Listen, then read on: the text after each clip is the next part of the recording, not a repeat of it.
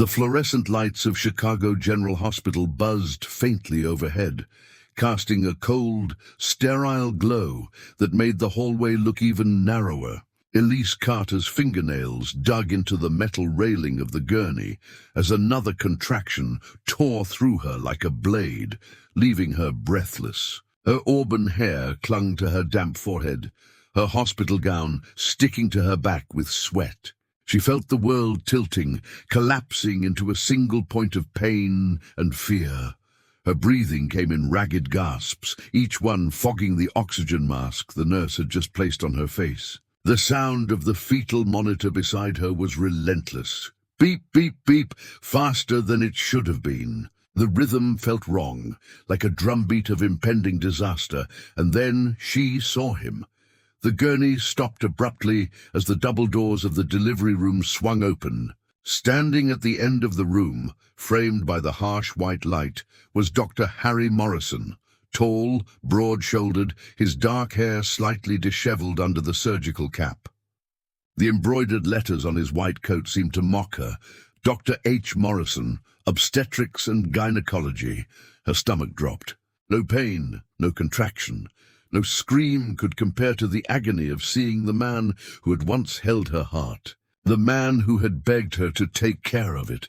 The man who had walked away when she needed him most.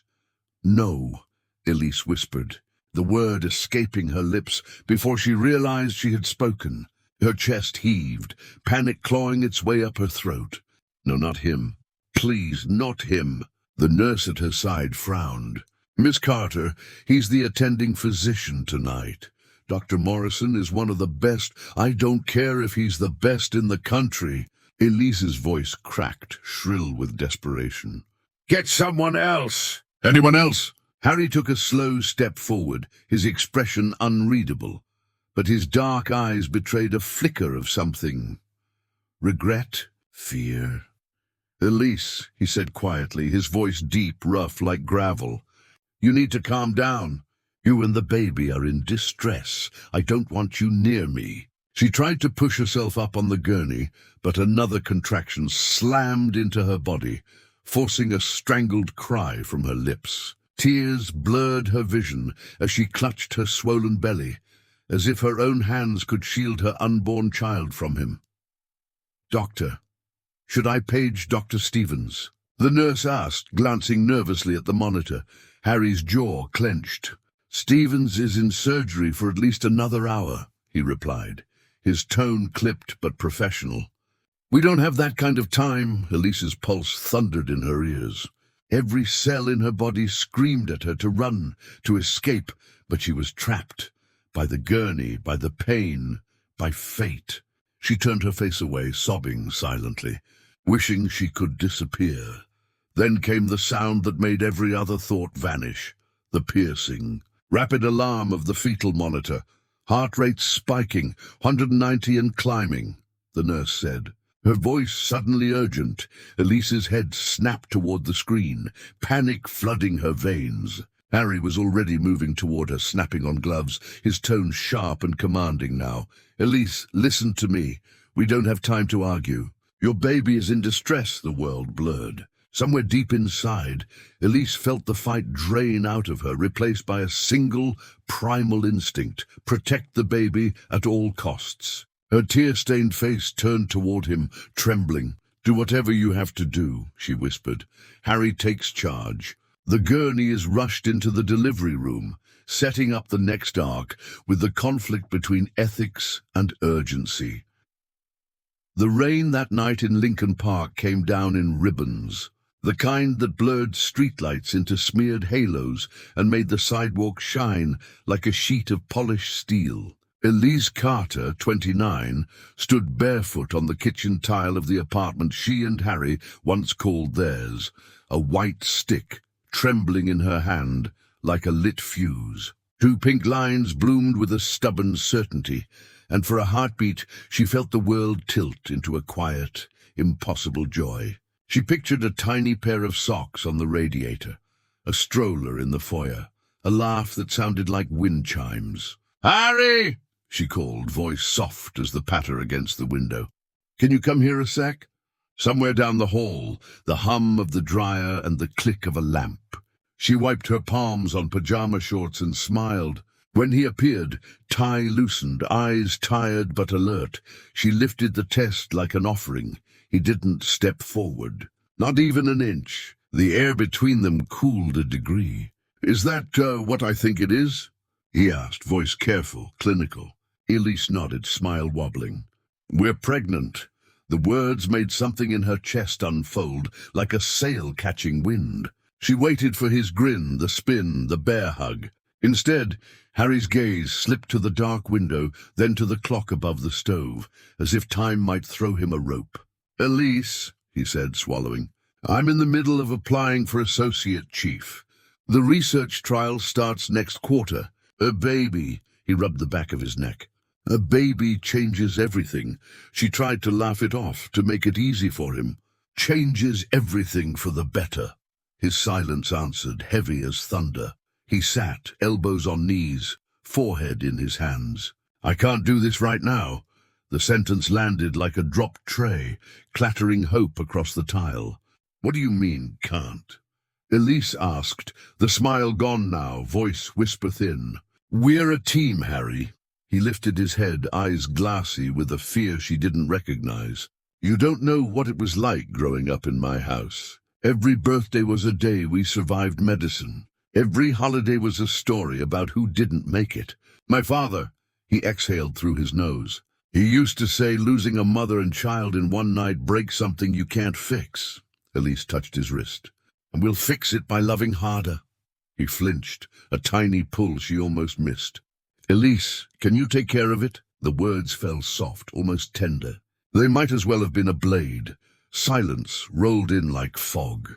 For a moment all she heard was the rain, and the small, astonished sound of her own heart trying not to shatter. "Take care of it?" she repeated, as if the phrase might rearrange itself into mercy if she said it twice. "We are talking about our child." Harry stared at the grout line between tiles. "We are talking about timing," he replied, voice tight, rehearsed. "I'm not ready. Not now." In the reflection on the window, she looked like a ghost of herself, barefoot, hopeful, erased. "Then I'll be ready for both of us," she said, and the steadiness in her tone surprised them both. She placed the test on the counter as if setting down a crown, turned away before he could see her eyes burn, and walked to the bedroom to pack. Leaving was not dramatic. No slammed doors, no shattered glass. Just a small suitcase, a denim jacket, and a stack of printed sonogram appointment papers she'd already scheduled in her mind. She paused at the doorway where their framed photos lined the hall. New Year's at Navy Pier, the day trip to Starved Rock, the Sunday she burned pancakes and he ate them anyway. "We could have had a good story," she whispered, to the empty frames, to the past versions of themselves. The elevator groaned like an old throat swallowing. In the lobby, the doorman looked up, surprised. "Miss Carter, it's pouring." She tightened her grip on the suitcase handle. "I know. Outside." Chicago's storm swallowed her whole. Cedar Falls, Iowa, smelled like wet earth and cinnamon when she arrived 2 weeks later with swollen eyes and morning sickness that ignored time zones. Aunt Nana's house sat under a canopy of maples, the porch sagging in a friendly way, wind chimes speaking in soft vowels. "You're staying as long as you need," Nana said, wrapping her in a hug that stitched Elise back together one quiet thread at a time. The guest room was small, sunlight pooling on a quilt faded with stories, a dresser that creaked like it had opinions. Elise pinned a cheap printout calendar to the wall and filled it with prenatal dates, small, square promises that made the future feel less like a cliff. The job hunt spiraled into a scavenger hunt for dignity. Marketing coordinator roles wanted immediate availability and flexible nights. The diner on Main Street offered shifts and a stool for when the nausea won. At night, she wrote in a spiral notebook that would become the first draft of her courage. "Dear baby," she scrawled, pen snagging on paper fibers. "Today someone called me Mom, and it made me feel old and strong at the same time. Today, I ate crackers in a bathroom stall and chose to laugh about it. Today, I learned that loving you is louder than the fear. Sometimes she pressed the notebook to her belly like a prayer. The first ultrasound in Cedar Falls was in a small room with duck-patterned curtains and a machine that whirred like a patient tractor. The tech, a woman with lavender perfume and a smile that didn't perform, squeezed cool gel and said, "There we are." On the screen, a flicker, a heartbeat like a tiny drummer refusing to yield. Elise's throat closed around a sound, halfway between a laugh and a sob. "You hear that?" the tech asked softly. Elise nodded, palms flat on her belly. "Yeah," she whispered, eyes wet and bright. "That's the sound of us." In that moment, she made a vow that felt less like a decision and more like muscle memory. Whatever it took, however hard, this child would be born into love. On the bus ride home, a young mother bounced a baby whose socks refused to stay on. Their eyes met and held, a brief exchange of secret handshakes across different lifeboats. The cornfields slid by like green corduroy under a sky that couldn't decide between blue and grey. Elise pressed her forehead to the glass and watched her breath bloom and fade, bloom and fade. She imagined tiny fingers wrapping around hers, the weight of a head asleep on her shoulder, the quiet miracle of grocery store aisles navigated with a stroller and a shopping list written in crayon. A message from a Chicago friend pinged, "Saw Harry on the hospital site, promotion rumor. You okay?" She typed, deleted, typed again, "I will be." Back in the kitchen, Aunt Nena kneaded dough like she was negotiating with the past. "You can tell me to mind my own business," Nena said, dusting flour like snow across a wooden counter. "But I'm going to say this anyway. Some men are good until their fear gets bigger than their love. The good ones learn to make their love bigger again." Elise leaned against the doorframe, hand low on her belly where a tiny foot might one day kick. "I don't need him to be good," she said. "I need me to be strong." Nena's eyes softened. "Both can be true." Outside, thunder mumbled an amen. Inside, the oven preheated with a hopeful hum. That night, Elise woke to a flutter in her abdomen, so soft she thought she'd imagined it. Then again, like a fish turning in a pond, a small hello from the deep. She pressed her palm to her skin, breath catching. "Hi," she whispered to the dark room, to the little life learning the choreography of being. The house creaked, the maples rustled, and a train moaned somewhere far off, as if the whole Midwest were one long lullaby.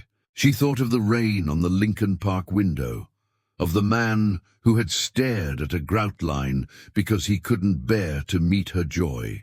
The ache was still there, but it had edges now, a shape she could hold without bleeding. "We're going to be okay," she promised. The baby answered with another flicker of motion, a tiny drum tapping out a future. At her next prenatal visit, a nurse frowns at the monitor. A number isn't where it should be. Elise swallows hard, alone in the exam room. As the hallway phone begins to ring, the wheels of the gurney squeaked as it rolled through the automatic doors, carrying Elise into the bright, humming world of the delivery suite. The smell of antiseptic hit her like a wall, sharp and clean, as if daring her to breathe too deeply. Nurses in pastel scrubs moved quickly, their sneakers whispering against the polished floor. The fetal monitor's alarm had softened to a rapid beep, still urgent, still too fast. Elise gripped the metal rails until her knuckles blanched. "BP's elevated," a nurse called out. Another prepared the IV stand, the clear bag swinging like a tiny pendulum above Elise's head. Through the chaos, Harry's voice cut like a scalpel. "Let's get her prepped. We need to monitor both mother and child." His tone was clipped. Professional. The same voice that used to tell her dinner would be late. That he had one more patient, one more paper to review. The hospital's clinical director, Dr. Harrison, entered with the quiet authority of someone used to being obeyed. His silver hair gleamed under the surgical lights. "Morrison," he said, voice low but hard. "I just reviewed the patient's chart. You have a personal history with her. That's a conflict of interest. You can't continue with this case." Elise's chest constricted. "Yes," she gasped, clutching the sheet. "Take him out of here!" Harry didn't flinch. He stood at the foot of the bed, mask hanging loose, eyes locked on hers. "Dr. Stevens won't be out of surgery for another hour." "This baby doesn't have an hour." Harrison folded his arms. "Then page Dr. Patel." "There's no time." Harry snapped, louder than he intended. For a heartbeat, the room froze. Elise's tears spilled over, hot and helpless, as the monitor beeped faster. "Please," she whispered, her voice breaking. "Don't let him touch me." Harry's face softened for a fraction of a second, the mask of the doctor slipping to reveal the man beneath. "Elise," he said quietly, "I know you hate me. You have every right to, but right now this isn't about us. This is about a life." The nurse glanced between them, torn. "Dr. Fetal heart rate is 195 and rising." Harrison's jaw tightened. "Morrison, if anything happens, I'll take full responsibility," Harry cut in, steel in his voice. "Fire me if you have to, but I'm not letting this child go into distress on my watch." Elise turned her face toward the ceiling, sobbing silently. Her entire body trembled, but she gave the smallest nod, almost imperceptible. Harry stepped forward, gloved hands steady. As the team moved into action, "All right, people," he said, commanding now. "We've got a baby to deliver." The beeping quickened, a staccato countdown that made every second feel like an hour. The double doors swung shut, leaving the world outside. Elise's last coherent thought before the next contraction hit was that she had never been more terrified or more unwilling to let go.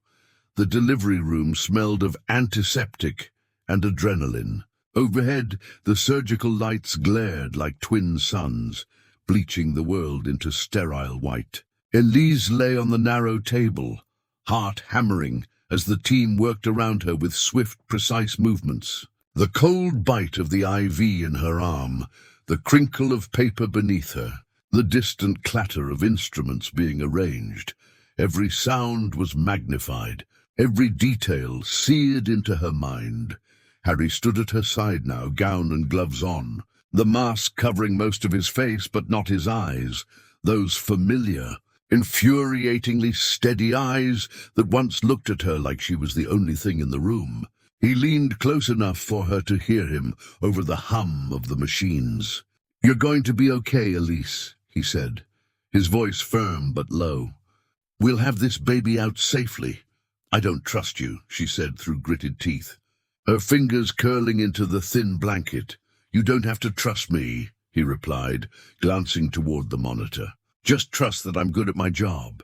You and the baby are my only focus right now." His tone left no room for argument. The anesthesiologist spoke gently, explaining each step, the cold antiseptic swab tracing a line across Elise's belly like a boundary between fear and the future. A shiver ran through her despite the warm air. Her body tensed as the first incision was made. She felt the pressure, the strange pulling but no pain. Her breath came fast, almost panicked. "Easy," Harry said, watching her face. "Stay with me! Breathe!" Elise turned her head toward him, tears streaking her temples. "If something happens to me—" "Nothing is going to happen to you," he interrupted, a rare flash of emotion cracking his professional tone. "Not on my watch." The nurse announced the dilation, the position of the baby. The monitor's beeping seemed to slow just slightly, still fast but less frantic, as if the child too sensed the urgency was being met. Harry's hands moved with practiced precision, guiding the process with a calm authority that steadied the entire room. And then, in a rush that felt like a door slamming open, the baby arrived. For a split second, the world went impossibly quiet. Elise's heart stopped in her chest. Then the cry came, raw, high, perfect, filling every corner of the room like the sound of redemption. Elise broke, sobs racking her body as relief flooded her system. Harry held the slippery, squirming infant up so she could see, his gloved hands surprisingly gentle. "You have a son," he said, voice thick, almost reverent. The nurse wrapped the baby and laid him on Elise's chest. The weight of him, warm, solid, alive, pressed against her heart and made everything else fall away. She touched his tiny fingers, his perfect mouth, and for the first time in months smiled through her tears. Harry stood frozen for a moment, just watching, until Elise looked up at him. Their eyes met, and in that silent exchange was everything they hadn't said: grief, anger, apology, and something that might one day grow back into trust. The baby let out another powerful cry, this one sounding almost like a challenge to the world. Elise kissed his damp head and whispered, "Welcome to the world, Alfie." Outside, thunder rolled over Chicago as if the city itself was applauding the boy's arrival. The room was quiet except for the rhythmic hiss of the IV pump and the soft whir of the bassinet wheels. Night had fallen over Chicago General, casting the room in shades of blue and silver. Elise sat propped against the pillows, hair still damp from the nurse's careful sponge bath, her newborn swaddled and sleeping at her side. The glow from the monitor reflected in her eyes, making them look like molten glass. Beautiful, but dangerous. The door opened softly and Harry stepped inside, still in his scrubs but with his mask and cap removed. He looked different now, somehow older, as though the hours in the OR had carved new lines into his face. He stood there for a moment, his tall frame casting a long shadow across the floor. "You shouldn't be here," Elise said, without looking at him, her voice cool as the night air. "I needed to check on both of you," Harry replied, his tone careful, measured, as though each word was walking a tightrope. She turned toward him then, her eyes sharp. "You checked on us for 9 months by not calling? By pretending we didn't exist?" Her voice rose, waking the baby, who whimpered softly. Elise instinctively reached to soothe him, her hand trembling as she stroked the downy hair. "You don't get to walk in here now and act like the hero." Harry swallowed hard, stepped closer to the bed, but not too close. "You're right," he said simply. "I don't deserve to be called a hero. I don't deserve to be called a father. But I am one." Elise laughed once, bitter and humorless. "A little late for the epiphany, don't you think?" For a moment he didn't speak. His gaze went to the floor, then to the baby, then finally back to her. "When I was 5, he began, voice low, "my mother got pregnant again.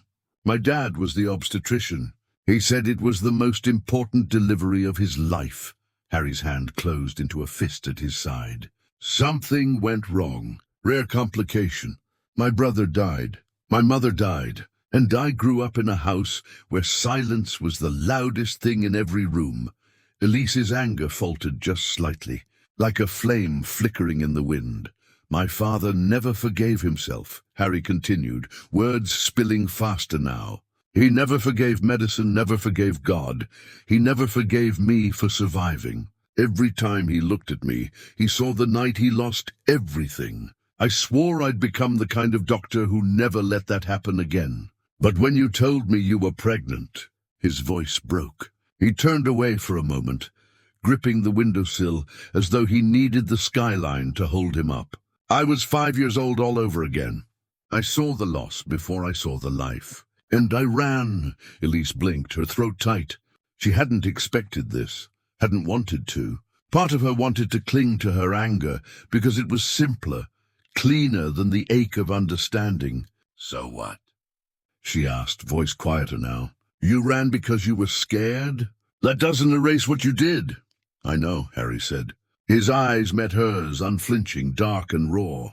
"And I will spend every day proving that I am not that coward anymore, not to you, but to him." He nodded toward the baby, who had quieted again, his tiny chest rising and falling in peaceful rhythm.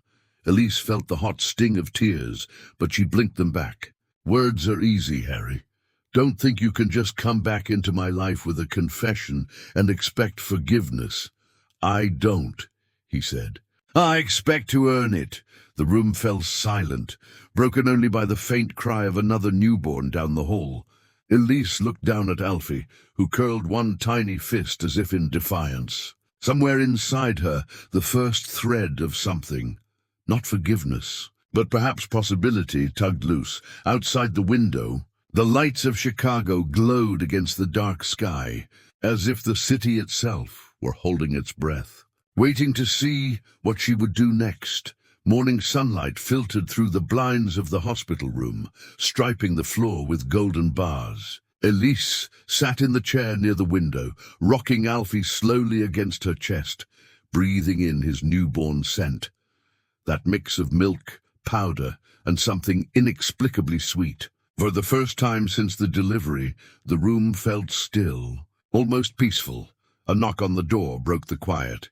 Harry entered, this time not in scrubs, but in a navy sweater and slacks, looking like a man instead of just a doctor. He carried a brown leather folder under his arm, the same kind of folder that once held his medical research and grant proposals. Elise's stomach tightened. "What do you want?" she asked, not unkindly, but guarded. "I want to talk about the future," Harry said, sitting on the edge of the visitor's chair. He opened the folder and spread several documents across the rolling table. "This is the HOPE program, a project I started designing 2 years ago but never implemented. It's meant to support women in vulnerable pregnancies.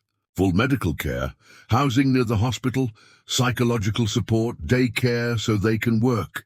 I want you to run it." Elise blinked, incredulous. "You want me to what?" "You have the perfect background," he pressed on. "Your marketing skills, your organizational talent," and he glanced at the baby. "Your experience. You know what it's like to be scared and alone. You could make this program work the way I never could."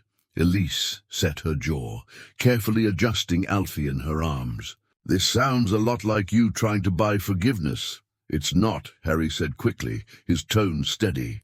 "This program isn't about me. It's about giving women what you didn't have. The board approved the funding last week. It's ready to launch, but it needs a face, a heart. That's you, Elise." She rose from the chair, pacing slowly, feeling the ache in her body with each step.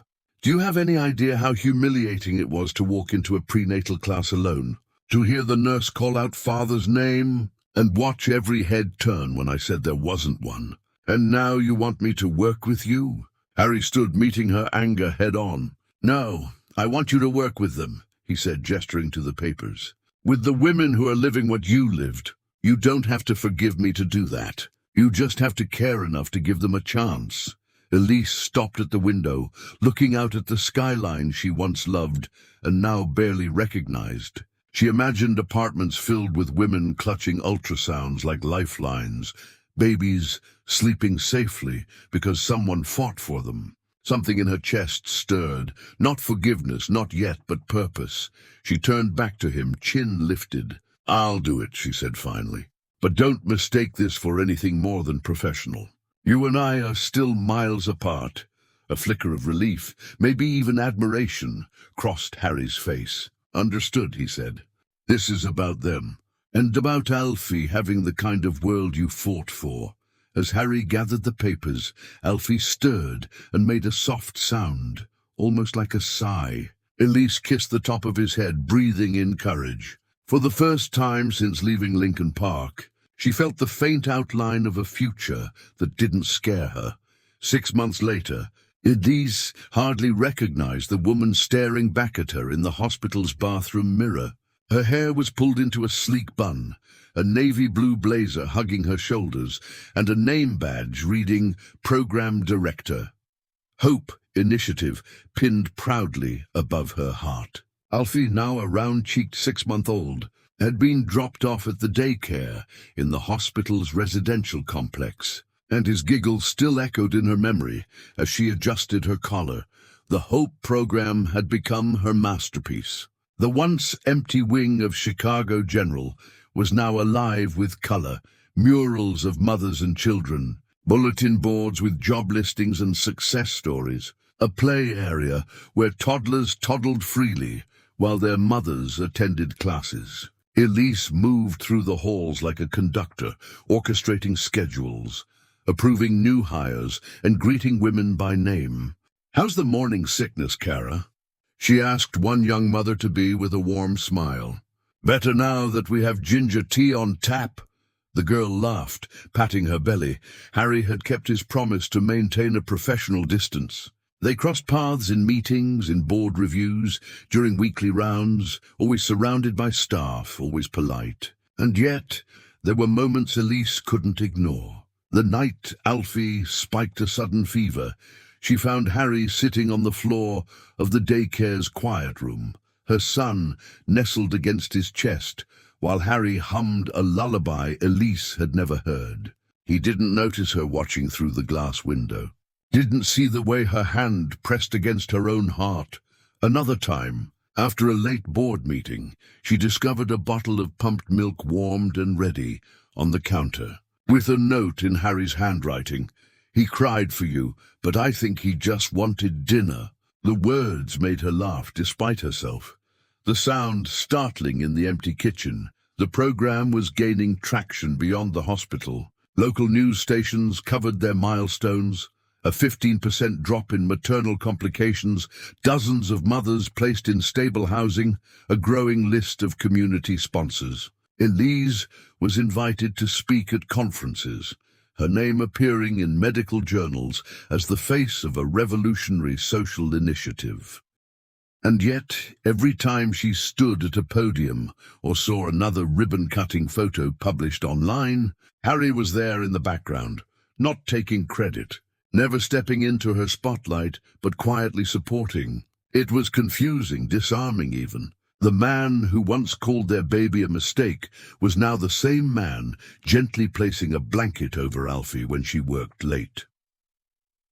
One chilly November evening, Elise stayed after hours to finish grant paperwork. When she stepped into the hallway, she found Harry sitting cross-legged on the floor near the daycare entrance, Alfie asleep in his arms. "He wouldn't settle," Harry said quietly, careful not to wake the boy. "So I sang to him until he did."